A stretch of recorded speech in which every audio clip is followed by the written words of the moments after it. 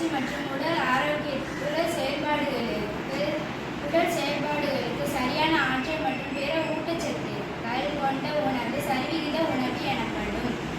வளரிளம் பருவத்தில் சரிவிகித உணவு மிகவும் அவசியம். சரிவிகித உணவில் கார்போஹைட்ரேட்டுகள், வைட்டமின்கள், தாதுப்புகள் பல அடங்கியுள்ளன.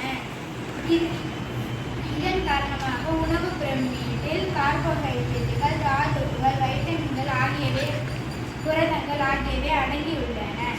காலை உணவு நிலக்கடலை, பழங்கள், தேன், சர்க்கரை, மிளகு, உப்பு ஆகியவற்றை எடுத்துக்கொண்டால் மூளை சீராக இருக்கும்.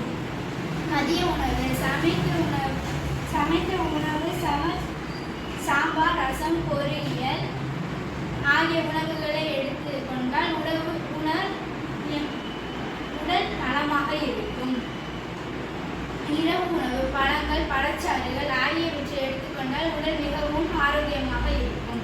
இதன்படி நாம் எல்லா சரிவிகித உணவு எடுத்துக்கொண்டால் உடல்